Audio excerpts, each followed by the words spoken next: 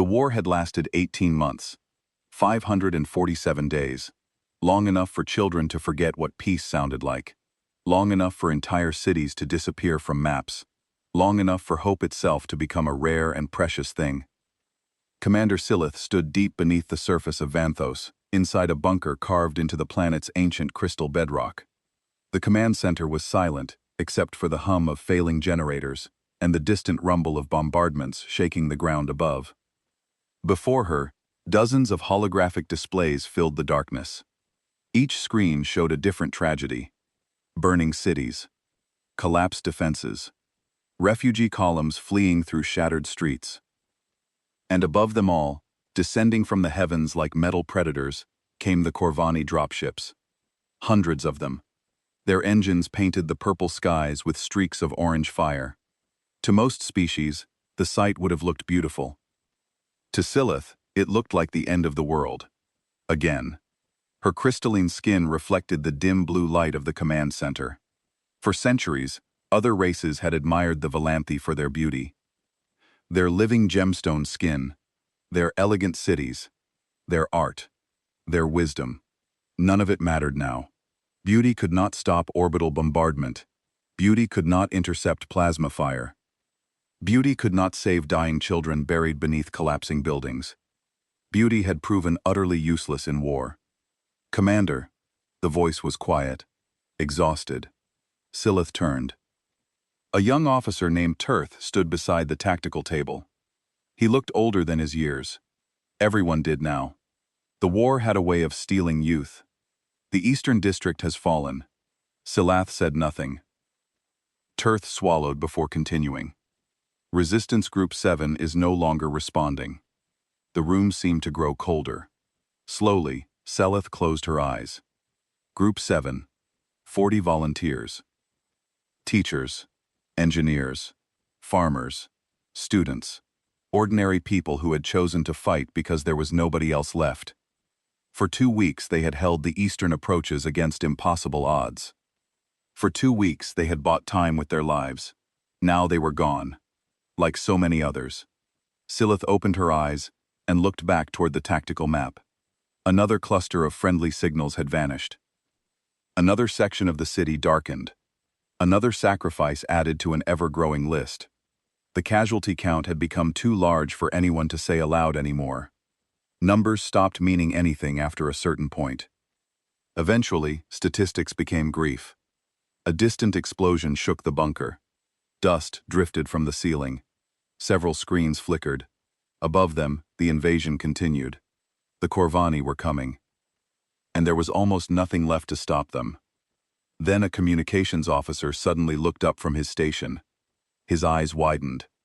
"Commander!" Silath barely reacted. She had heard too much bad news to expect anything else.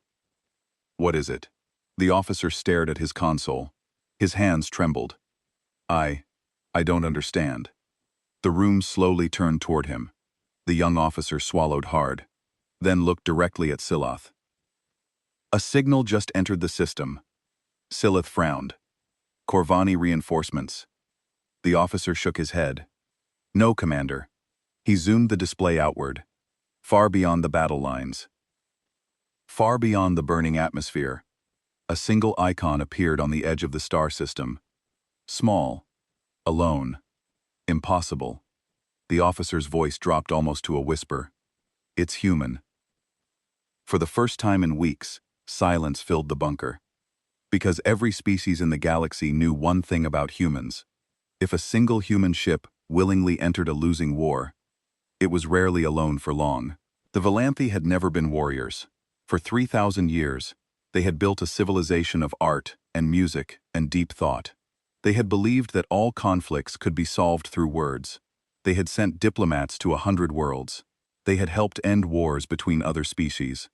The galaxy had called them wise. The Corvani Hijgamani had called them weak. The Hijgamani wanted the rare minerals beneath the surface of Vanthos. They wanted the strategic position of the system. Most of all, they wanted to show the galaxy that no one could stand against their power. The Valanthi had sent diplomats to negotiate. The Corvani had sent those diplomats back in boxes. The invasion began 3 days later. Silith remembered the first attacks. The Valanthi defense fleet had been small but proud, elegant ships, designed more for exploration than combat. They had faced the Corvani armada with courage that bordered on madness. The battle lasted 6 hours. When it ended, every Valanthi ship was burning wreckage. The Corvani had lost only 12 vessels. Now the resistance hid underground like animals. 40,000 fighters across the entire planet. Some had military training. Most were teachers, artists, scientists who had picked up weapons for the first time in their lives. They fought because surrender meant death. The Corvani did not take prisoners. "Show me the orbital view," Silith commanded. The main screen changed. 200 Corvani warships hung in space above Valanthos. They moved in perfect formation, their dark holes blocking out the stars. Debris from the Valanthi fleet still floated among them. The Corvani had not bothered to clear it away. They wanted everyone to see what happened to those who resisted. Silith had sent messages to every major power in the galaxy. She had begged for help. The responses had been the same everywhere. Regret, sympathy, refusal. No one wanted to anger the hegemony. No one wanted to risk their own people for a dying world. The Valans were alone. Commander Tirth said. His voice sounded strange. "I am receiving a transmission. It is. I do not understand it. From the Corvani. No, from outside the system. The signal is weak. It took months to reach us." Tirth's hands moved across his console. "It is a response to one of our distress calls. The one we sent to the humans." Silith felt a cold disappointment in her chest. The humans. She remembered approving that message. It had been an act of desperation sent to every species they had ever contacted. The humans were new to the galactic community. They had only achieved faster than light travel 20 years ago. Their territory was tiny. Their technology was primitive by galactic standards. "What does it say?" Tirth read from his screen. 2 words only. "We're coming. Hold." A bitter laugh escaped Silith's throat. Around her, other officers looked up from their work. Some had heard the message. She saw hope flicker in their eyes, and she hated that she would have to crush it. "The humans," she said, "have one colony beyond their homeworld.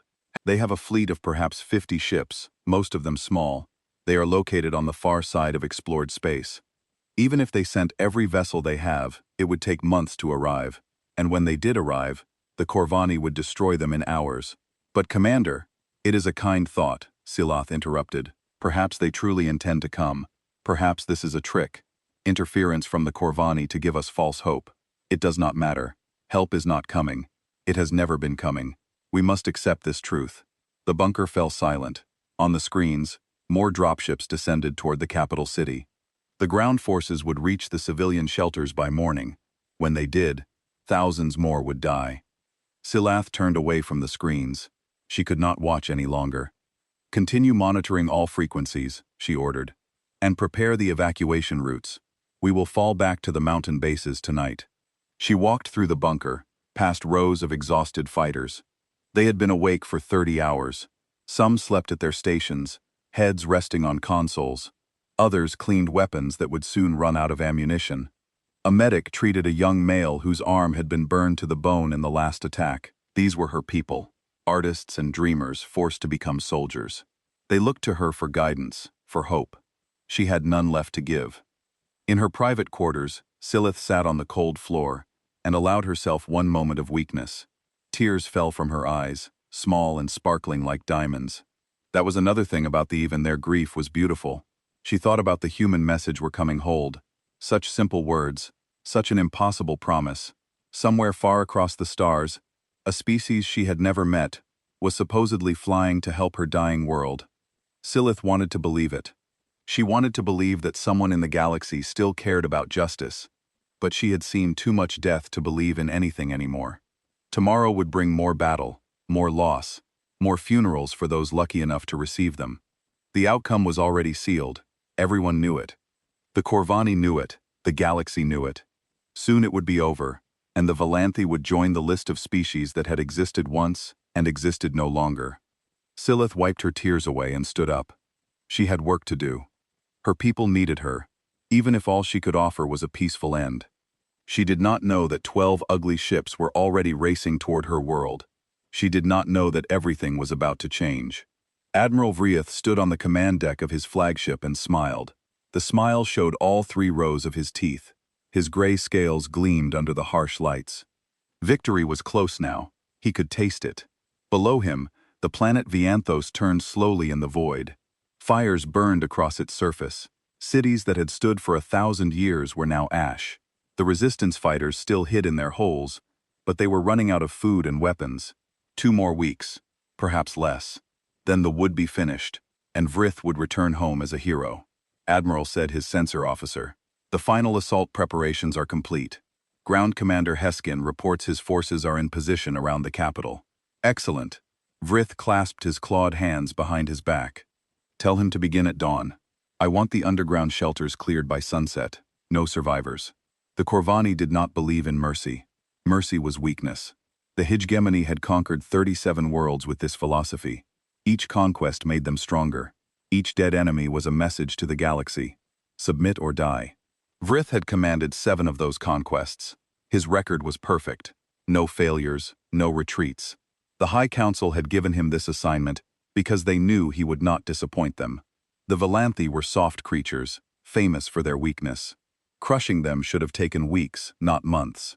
But the crystalline fools had fought harder than expected. They had hidden. They had ambushed. They had refused to accept their fate. It did not matter. The outcome was never in doubt. The hegemony always won. Admiral. The sensor officer's voice cracked with sudden alarm. Detecting anomalies.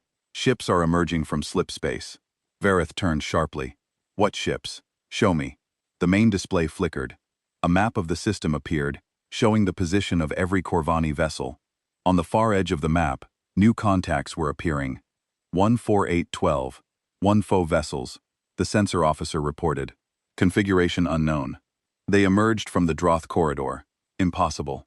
Vrith stepped closer to the display. Nothing can navigate the Droth corridor.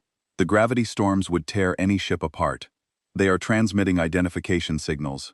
The officer's face had gone pale. They are human ships, Admiral. Silence fell across the command deck.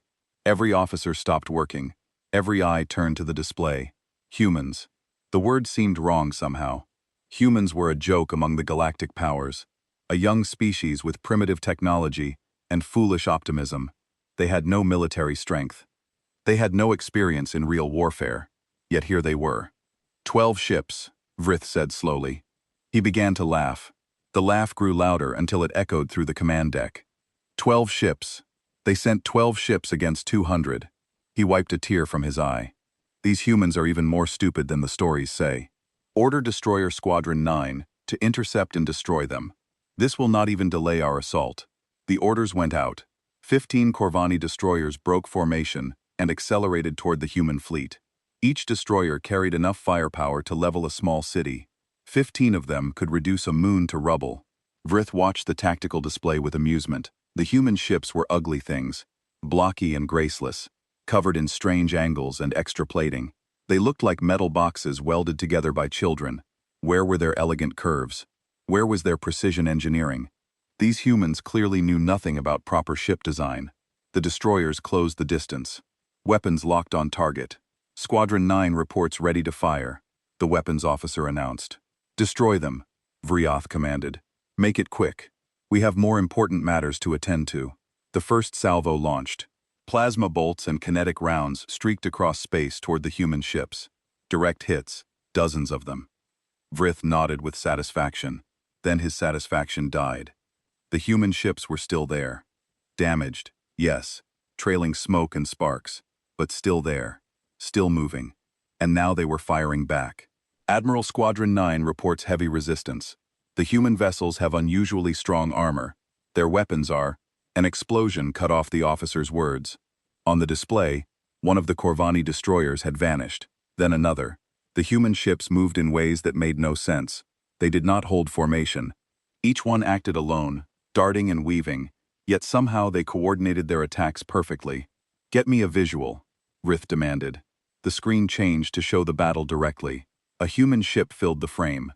It had been hit at least 20 times. Holes covered its hull. Atmosphere leaked from a dozen wounds. Any Corvani vessel would have been crippled, but this human ship kept fighting. Its weapons kept firing. It turned directly toward a Corvani destroyer and accelerated.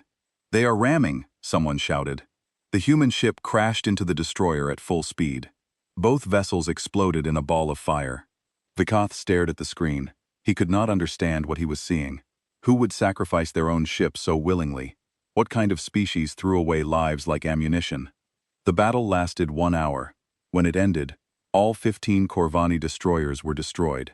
The human fleet had lost 2 ships. The remaining 10 continued toward Volanthos, their ugly hulls scarred with damage but still functional. "Admiral," the censor officer whispered, "what are your orders?" Vrith did not answer immediately. He was still staring at the display. His perfect record, his guaranteed victory. Something had changed. He did not know what these humans were, but they were not the weak fools he had expected. "All ships," he finally commanded. "Battle formation. Target the human fleet with everything we have." The easy conquest had become something else. Vrith did not know the word for it yet. He had never needed to learn it. The word was war. The sky above the capital city burned with a new kind of fire. Commander Silith stood at the entrance of the underground bunker and watched 3 shapes fall through the atmosphere. They were not Corvani dropships. These vessels came down too fast, too steep. Flames wrapped around them like angry hands. No pilot could survive such a descent. "They are crashing," Tirth said beside her. His crystalline skin reflected the orange glow. "Those poor souls." Silith said nothing. She had heard the impossible reports from orbit. Human ships had arrived. Human ships were fighting the Corvani fleet. She had not believed it at first. She had thought it was some trick, some last cruelty from the enemy. But the fighting was real. Explosions lit up the night sky like distant stars being born and dying. The 3 falling ships struck the ground 5 kilometers from the city. The impact shook the earth. Columns of dust and smoke rose into the air. Silith expected silence after that. She expected nothing to survive. Instead, she heard movement, engines, voices shouting in a language she did not recognize. "Send scouts," she ordered carefully. This could still be a trap. The scouts returned within the hour. Their report made no sense. "Commander," the lead scout said. His voice trembled with something between fear and wonder. "There are soldiers climbing out of the wreckage. Hundreds of them. They are already forming lines and moving toward the city. They carry weapons we have never seen before. They call themselves the Tan Expeditionary Force. Humans," Silith breathed. "They request a meeting with our commander. They say they are here to help." Silith gathered 20 of her best fighters and walked out to meet the aliens who had fallen from the sky. The journey took 2 hours through ruined streets and collapsed buildings. Corvani patrols had pulled back for the night, confused by the chaos in orbit. It was the first time in months that Volanthi could walk on the surface without being shot at. She found the humans near the edge of the blast zone.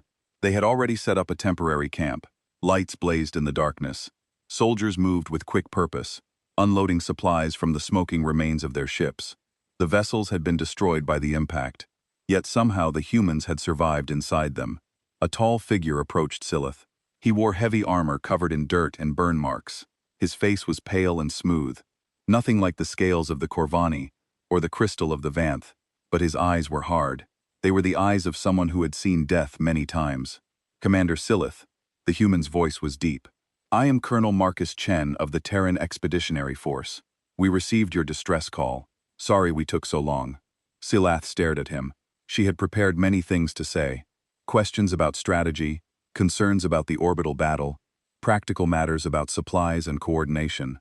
All of those words vanished from her mind. "You came," she said. "You actually came." Chin nodded. "We brought 1,200 soldiers. It is not much, but we will make it count. The fleet will keep the Corvani busy in orbit as long as possible. Our job is to turn the tide on the ground." 1,200. Silath looked past him at the soldiers moving through the camp. They were smaller than she expected, shorter than Corvani warriors. No claws, no natural armor. They looked fragile compared to the enemy they had come to fight. "The Corvani have 40,000 troops on this planet. You brought 1,200. A strange expression crossed Chen's face. It took Silith a moment to recognize it as a smile. 1,200 humans, he said. That will be enough. The confidence in his voice should have seemed like madness, but something in his eyes made Silith want to believe him. This man had crossed the galaxy and crashed his ship onto a burning world to help people he had never met.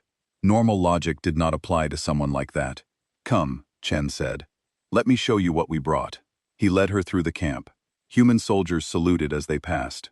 Despite the long journey and the violent landing, they moved with energy. Some were already checking weapons. Others studied maps of the area. A medical team treated the wounded from the crash. Working quickly and efficiently, Chen stopped beside a row of metal crates. He opened one and pulled out a weapon. It was larger than anything the Valanthy resistance carried. Heavy plasma repeater, he explained. Punches through Corvani armor at 200 meters. We brought 500 of them. He pointed to another row of crates. Anti-vehicle rockets, explosives, communication gear, medical supplies. Enough to equip your resistance fighters and give them a real chance. You brought weapons for us. We brought everything we could carry. The fleet did not have room for more troops, so we filled the space with equipment instead. Chen closed the crate. Your people know this world. They know where to hide, where to ambush, how to move without being seen. We will teach them how to fight like humans. Together, we can make the Corvani bleed for every step they take. Silith felt something she had not felt in months. Hope. It was painful, like blood returning to a numb limb. She had accepted death. She had prepared her people for the end. Now this strange small alien was telling her the fight was not over. Why? She asked. You owe us nothing. We have never met before. Your people will die here far from home for strangers. Why would you do this? Chen was quiet for a long moment. When he spoke, his voice was softer. My species almost destroyed itself once. Many times, actually, we know what extinction looks like.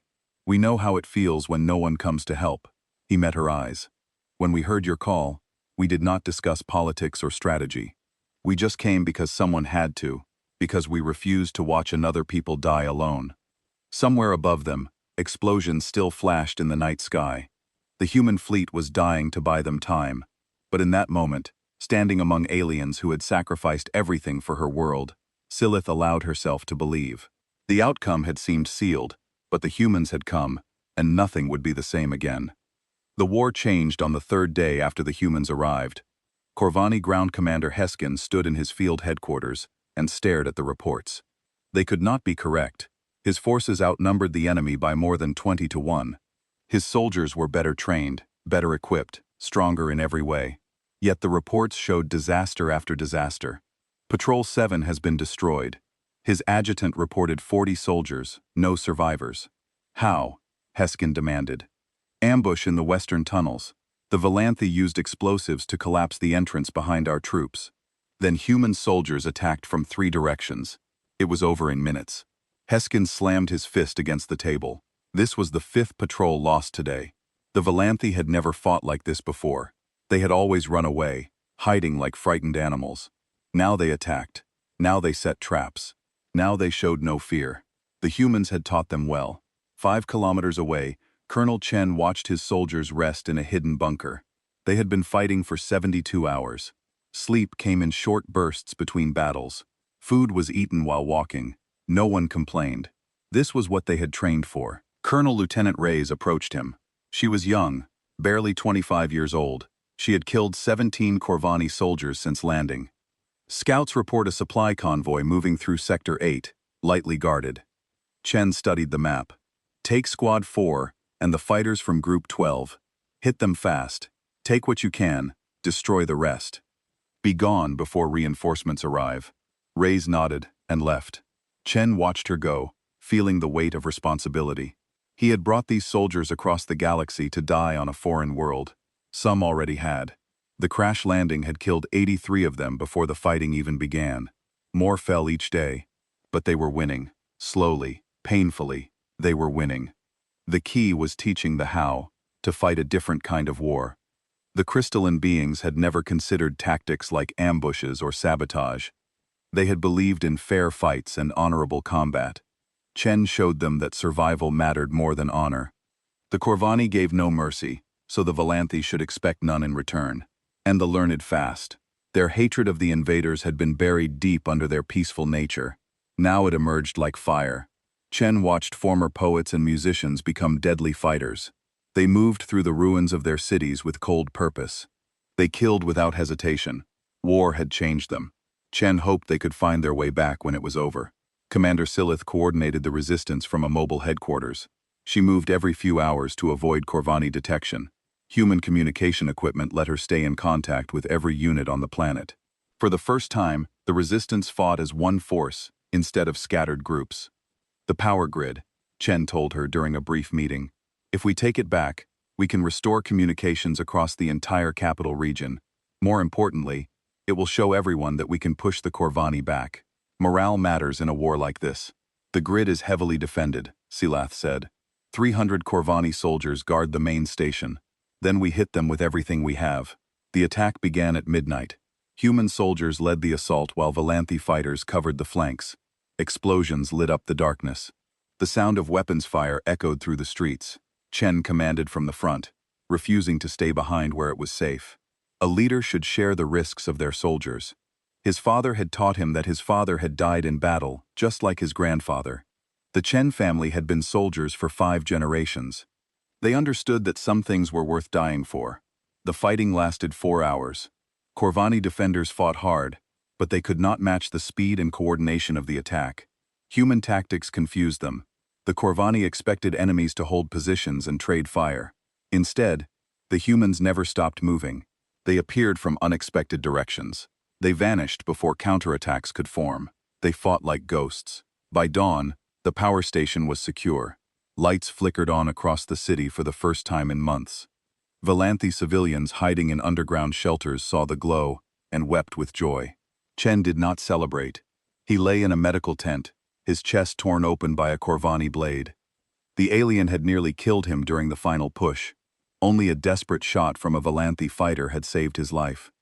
"You will recover," the medic told him, "but you need rest. You cannot fight for at least 2 weeks." 2 weeks? Chen laughed weakly. The movement sent pain through his body. The battle will be decided in days, not weeks. He called Lieutenant Reyes to his side. She had returned from the supply convoy raid with wounds of her own. A bandage covered half her face where plasma had burned away the skin. "You have command," Chen told her. "Finish what we started." "Sir, that is an order, Lieutenant. Our people look to you now. The Valanthi trust you. Do not let them down." Above the planet, the battle in space continued. The human fleet had been reduced to 4 ships. All of them were damaged beyond normal repair. But they kept fighting, drawing Corvani warships away from the ground, preventing orbital bombardment. Every hour they survived was another hour for the forces below. Admiral Vriath watched his losses mount and felt something unfamiliar: doubt. He had committed his best ships to destroying the human fleet. Yet somehow they endured. Their damaged vessels should have been helpless. Instead, they used their broken hulls as weapons, ramming Corvani ships in suicide attacks, exploding their reactors to take enemies with them. For the first time in his career, Vrith sent a message to High Command requesting reinforcements. The response came back within hours. No reinforcements were available. The Hijgamani's other fleets were committed elsewhere.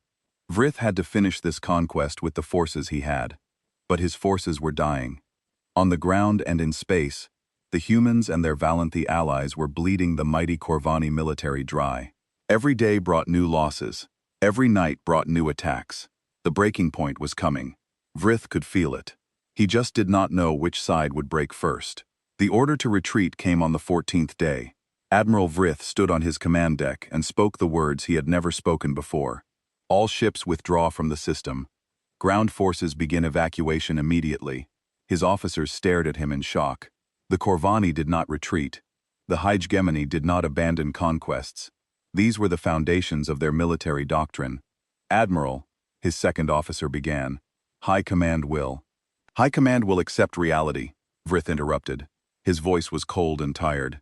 "We have lost 107 warships. Our ground forces have suffered 40% casualties. The humans have reinforcements arriving within days.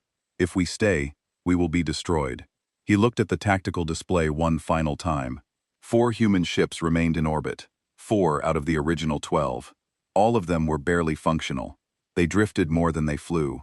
Their weapons fired slowly. Their engines failed regularly. By every measure, they should have surrendered long ago. But they had not. They had held the line for 2 weeks. They had bought time for the ground forces to turn the war around. Now a larger human fleet was racing toward Vanthos. 20 ships. 30, maybe more. Vrith's intelligence officers could not get an accurate count. It did not matter. The Corvani fleet could not fight any longer. Their ammunition was low. Their crews were exhausted. Morale had collapsed as word spread of defeats on the ground. For the first time in generations, Corvani soldiers feared their enemy. The evacuation took 3 days. Human forces harassed the Corvani at every opportunity, picking off stragglers, destroying supply transports. But they did not try to prevent the withdrawal. They were too tired, too few. They simply wanted the war to end. When the last Corvani ship jumped to slipcase, the people of Vanthos emerged from their hiding places. They came out of underground bunkers and collapsed buildings. They climbed from tunnels and caves. Thousands of them, then tens of thousands. Their crystalline skin caught the light of their wounded sun. Many wept openly. Others simply stood in silence, unable to believe what they were seeing. The Corvani were gone. Their cities were in ruins. Their people were scarred, but they were free. Commander Selath walked through the streets of the capital. Valiant civilians reached out to touch her as she passed. She was a hero now. They said she had saved them all. But Selath knew the truth. She had not saved anyone. She had simply refused to give up long enough for the real saviors to arrive. She found Colonel Chen in a field hospital near the center of the city. He lay on a simple bed surrounded by wounded soldiers from both species. Medics had done what they could, but his injuries were severe. He would need months of treatment to fully recover. Colonel Silith knelt beside his bed. The Corvani have withdrawn. The war is over. Chen smiled weakly. Not over. They will come back eventually. They do not forget defeats. Then we will fight them again. Thanks to you, we know how. Around them, the wounded stirred. Human soldiers lay beside Valanthi fighters. They had bled together, suffered together. The boundaries between their species had faded during the long days of combat. Now they were simply survivors of the same war. How many? Chen asked. His voice was barely a whisper. Silith understood the question. 417 of your soldiers remain. The rest gave their lives for our world. Chen closed his eyes. 783 dead. Young men and women who would never see Earth again. They had followed him across the galaxy because they believed in something greater than themselves. He would carry their names in his heart forever. It was worth it, he said. Tell me it was worth it. Silith took his hand. Her crystalline fingers were cold against his warm skin. Your people saved us, Colonel. Not just our lives, but our souls. We had forgotten how to hope. We had forgotten that courage still existed in the galaxy. You reminded us. Outside the hospital, the first human reinforcement ships entered orbit. Their arrival sparked celebrations across the planet. Fireworks exploded in the sky, mixing with the smoke of ruined cities. Music played for the first time in over a year. They had always been artists. Even in destruction, they found ways to create beauty. The news spread across the galaxy within days. A tiny human force had defeated the Corvani hegemony. 12 ships and 1,200 soldiers had saved an entire world. The story seemed impossible. Many did not believe it at first, but the evidence was undeniable.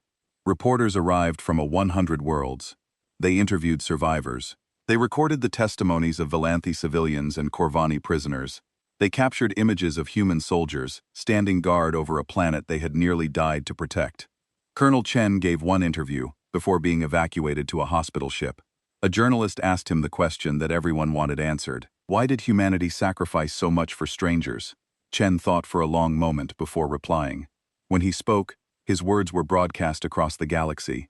We remember what it means when no one comes. Our history is full of moments when people cried for help and the world looked away. We will not be the ones who look away. If we have the power to help, we will help. If we have the strength to fight, we will fight, because that is who we choose to be. The interview ended. Chen was carried away for treatment, but his words remained. They reached worlds where oppressed peoples had accepted their fate. They reached systems where resistance movements had given up hope. They reached the halls of power where leaders had calculated that interference was too costly. Everywhere the message was the same. Humanity had come for the Valanthi. They would come for others. No one had to face darkness alone anymore. On Valanthos, Commander Silith began the long work of rebuilding. Humans helped where they could. The alliance between their species grew stronger with each passing day. New defenses were constructed. New ships were built. The Valanthi would never be helpless again, and across the galaxy, beings who had once been ignored started to reach out. Messages traveled toward Earth from dozens of worlds. Some asked for help, some offered friendship, some simply wanted to thank the strange small species that had proven something important. The outcome had been sealed. Everyone had known it. The powerful had accepted it. The weak had despaired. Then the humans came and they reminded the galaxy that the outcome is never truly sealed until the last soldier stops fighting. The war Forthos was over, but the story of humanity was just beginning.